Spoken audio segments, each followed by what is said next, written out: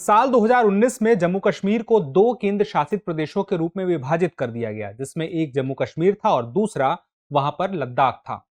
वहां पर यह भी तय किया गया कि जम्मू कश्मीर में विधानसभा होगी, जिस प्रकार से पुदुचेरी में और दिल्ली में भी है, कुछ उसी प्रकार से होगी, यानी कि वहां विधानसभा चुनाव होगा। लेकिन वह चुनाव अभी तक हुआ नहीं था और इस साल 2024 में होने को है। तो ऐसी स्थिति में जम्मू कश्मीर की विधानसभा के पास क्या शक्तियां होने वाली हैं, 2019 के परिवर्तन के बाद वो कौन से परिवर्तन है शक्तियों को लेकर के, वो आज हम जानेंगे आज के टॉपिक में। नमस्कार दोस्तों, मैं हूं केवल आपके सामने और आप देख रहे हैं दृष्टि आईएएस का न्यूज प्रोग्राम। तो सबसे पहले हम देखते हैं कि चर्चा के हमारे बिंदु क्या क्या होंगे। सबसे पहले हम जानेंगे खबर क्या है, जम्मू कश्मीर से जुड़ी हुई है, और उसके बाद यह खबर अभी चर्चा में क्यों है, चुनाव से जुड़ी हुई खबर है। फिर उसके बाद अनुच्छेद 370 के बाद अब चूंकि चुनाव हो रहा है, तो इस चुनाव में क्या स्थिति है, कितनी सीटों में चुनाव हो रहा है, ये भी जानेंगे। और उसके बाद हम देखेंगे विधानसभा की क्या शक्तियां हमें दिखाई देंगी, और उसके अलावा विधानसभा की शक्तियों के अलावा उपराज्यपाल के पास वहां पर क्या शक्तियां रहने वाली हैं, इसके बाद आगे की क्या राह होगी, और उसके बाद एक अभ्यास प्रश्न होगा। तो चलिए सबसे पहले देखते हैं कि खबर क्या है। खबर यही है कि जम्मू कश्मीर विधानसभा जो है उसके पास क्या शक्तियां रहने वाली हैं, इस पर पूरी की पूरी खबर आई थी इंडियन एक्सप्रेस पे। और उसके बाद अब हम देखें तो आखिर यह चर्चा में है क्यों, क्योंकि विधानसभा का गठन होने वाला है। 18 सितंबर को पहला चुनाव हुआ, यानी कि एक चरण में चुनाव हुआ, और उसके बाद दूसरे और तीसरे चरण के चुनाव में जम्मू कश्मीर में चुनाव 18 सितंबर, 25 सितंबर और 1 अक्टूबर, इन 3 तारीखों में होंगे, और उसके बाद जल्दी ही परिणाम आ जाएगा। तो अब चूंकि परिणाम जल्दी ही आने वाला है तो चर्चा तो बनती है। अब यहां पे बात आती है कि अनुच्छेद 370 के बाद चुनाव हो रहा है, तो किन बातों का हमें यहां पे ध्यान रखना है। पहली बात यह कि 10 साल बाद चुनाव हो रहा है जम्मू कश्मीर में। दूसरी बात यह कि जम्मू कश्मीर पुनर्गठन अधिनियम 2019 के बाद, यानी कि आप केंद्र शासित प्रदेश के रूप में वहां पर जो विधानसभा है वहां चुनाव होगा। तो इसके लिए प्रावधान आया अनुच्छेद 239A, जिसमें कहा गया कि जिस प्रकार से पुदुचेरी के लिए विधानसभा की व्यवस्था है, उसी प्रकार से व्यवस्था के लिए यही अनुच्छेद काम आने वाला है। फिर उसके बाद देखिए, बात तो ये हो गई कि चुनाव होगा, यहां पे किस प्रकार होगा ये भी सामने बात आ गई है। लेकिन परिसीमन के बाद पहला मतदान हो रहा है, तो परिसीमन 2022 में हुआ, और 2022 में यह जो परिसीमन हुआ, इसके आधार पे वापस से यह देखा गया कि जो विधानसभा की या कह सकते हैं जो निर्वाचन क्षेत्र है, उसकी सीमाएं थोड़ी सी कम ज्यादा या सीटों की संख्या कम ज्यादा की गई इस परिसीमन के माध्यम से। तो परिसीमन में देखा गया कि जम्मू में 6 और कश्मीर में 1 विधानसभा जोड़ दी गई, तो सीटों की संख्या यहां पर हो गई जम्मू में 43 और कश्मीर में 47, जिन पर चुनाव होने हैं। तो कुल 90 सीटों पर चुनाव होने हैं, जिसमें जम्मू में 43 है और कश्मीर में 47 है, और सीटों की संख्या परिसीमन के बाद बढ़ी है। तो इस परिसीमन के बाद अब क्या उसका असर देखने को मिलता है चुनावों में, किसके पक्ष में रिजल्ट जाता है, ये तो आने वाले समय में पता चलेगा। लेकिन यहां पे बात पता चलती है कि चूंकि अब यह केंद्र शासित प्रदेश है, तो शक्तियों में कहीं ना कहीं कमी आई होगी। तो जितनी शक्तियां पहले थी उतनी शक्तियां अब विधानसभा के पास नहीं होंगी। तो हम पहले विधानसभा की शक्तियों के बारे में समझते हैं कि जब 1947 में विलय पत्र का हम एक आधार बनाए, तो वहां पर यह बात दिखाई देती है कि रक्षा, विदेशी मामले और संचार के संबंध में जो देश की संसद थी वह प्रावधान बना सकती थी जम्मू कश्मीर के लिए। लेकिन उसके बाद अब देखें तो अनुच्छेद 370 के तहत संसद के पास जम्मू कश्मीर के संबंध में जो सीमित विधायी शक्तियां मौजूद थी, उन शक्तियों में कहीं ना कहीं वृद्धि देखने को मिलती है। तो इस तरह से हम कह सकते हैं कि जो समय था अनुच्छेद 370 को हटाने के पहले का, तो उस वक्त विधानसभा की शक्तियां ज्यादा थी जम्मू कश्मीर के पास में, लेकिन वो सीमित हुई हैं। जैसे कि 2019 के पुनर्गठन अधिनियम में धारा 32 कहती है, वो ये कहती है कि जो यहाँ की विधानसभा है वह शक्ति जो है जम्मू कश्मीर की ऐसे कानून को लेकर के है उसके पास जो राज्य सूची के विषय हैं। लेकिन राज्य सूची के सभी विषयों में भी नहीं, यहां पे भी कह दिया है कि जो प्रविष्टि 1 है और प्रविष्टि 2 में उल्लिखित विषय है, यानी कि सार्वजनिक व्यवस्था और पुलिस, इस विषय पर नहीं बना सकती। राज्य सूची के विषय में भी इस प्रविष्टि में नहीं बना सकती कानून वहां की विधानसभा।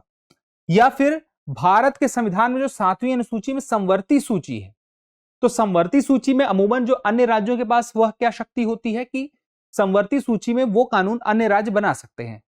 लेकिन अगर उस पर केंद्र ने कानून बना दिया है, तो ऐसी स्थिति में केंद्र का कानून प्राथमिक हो जाता है, राज्य का नहीं होता। लेकिन यहां पे ये बना ही नहीं सकते, ये बात स्पष्ट कर दी है इस 2019 के पुनर्गठन अधिनियम में। फिर उसके बाद इसकी धारा 36 कहती है कि जो वित्तीय विधेयक हैं, वित्त से संबंधित विधेयक या उस किसी पुराने विधेयक जो वित्त से संबंधित कानून है उसके संबंध में कोई संशोधन का विधेयक है, वहां पर राज्यपाल जो उपराज्यपाल है जम्मू कश्मीर का, उसकी सिफारिश के बाद ही वह प्रक्रिया आगे बढ़ेगी, यानी कि विधानसभा में पेश उसके बाद ही होगा। ये तो देखिए, आप देखें तो एक तरह से शक्तियां सीमित हो गई, जहां पे वहां की विधानसभा पहली बात तो कार्यकाल उसका ज्यादा था 1 साल, बाकी 5 की जगह पे वहां पे 6 था। उसके बाद शक्तियों को सीमित किया गया कि राज्य सूची के भी जो विषय हैं उसमें भी 2 पॉइंट आप देखें आपके सामने दिखाई देते हैं, सार्वजनिक व्यवस्था और पुलिस, वो इसके पास नहीं है। फिर उसके अलावा यह भी कह दिया गया कि जो वित्तीय विधेयक है वहां पे उपराज्यपाल की सिफारिश के बिना वह पेश नहीं किया जा सकता विधानसभा में। तो हम देखते हैं उपराज्यपाल की शक्ति जो है वह यहाँ पे बढ़ी हुई दिखाई देती है। उसके पास विधानसभा की तुलना में अलग प्रकार की शक्तियां और ज्यादा शक्तियां हैं अलग मामलों में। तो वो शक्तियां कौन कौन सी हैं जो विधानसभा के अलावा उपराज्यपाल के पास हैं? तो जो विधानसभा को प्रदत्त शक्तियां हैं और जो उसके बाहर हैं, जो हैं वो तो विधानसभा के पास रहेंगी, लेकिन उसके बाहर जो दायरे से हैं वो सारी की सारी किसके पास आ जाएंगी? उपराज्यपाल के पास आ जाएंगी, जिसमें उसे किसी कानून द्वारा या उसके अधीन अपने विवेक से कार्य करना है। मान लीजिए कोई ऐसा कानून है जिसमें कि उपराज्यपाल के विवेक की जरूरत है, तो ऐसी स्थिति में वह अपने विवेक से कार्य कर सकता है। चाहे वह न्यायिक मामलों से जुड़ा हुआ कोई कानून है जिसमें उसका विवेक को महत्व दिया गया है, तो वहां पर वह अपने विवेक से कार्य कर सकता है और उसके विवेक पर सवाल भी नहीं होगा। फिर उसके बाद अखिल भारतीय सेवाओं और भ्रष्टाचार निरोधक ब्यूरो, इसमें भी यहां पर नियुक्तियों से संबंधित और इन मामलों से संबंधित जो अधिकार हैं उपराज्यपाल के पास है। अब आप देखिए कि यहां पे सार्वजनिक व्यवस्था और पुलिस के बारे में हमसे पहले ही कहा था कि ये जो विषय है इस पर विधानसभा के पास शक्ति नहीं है, इस पर उपराज्यपाल के पास शक्ति है। तो सार्वजनिक व्यवस्था, पुलिस, अखिल भारतीय सेवाएं, भ्रष्टाचार निरोधक ब्यूरो, इन सब के लेकर के शक्ति किसके पास है? उपराज्यपाल के पास।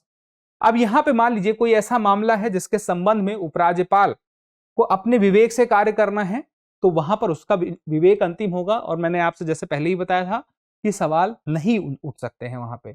और चुनावों के दौरान, प्रशासनिक परिवर्तनों के दौरान महाधिवक्ता और विधि अधिकारियों की नियुक्ति, देखिए ये इस अनुच्छेद में प्रावधान नहीं था। अभी चुनाव के पहले कुछ बदलाव चल रहे थे जिसमें उपराज्यपाल की शक्तियों में कुछ विस्तार किया गया, जिसमें से एक विस्तार यह भी था कि प्रशासनिक परिवर्तन के दौरान महाधिवक्ता और विधि अधिकारियों की नियुक्ति क्या होगी?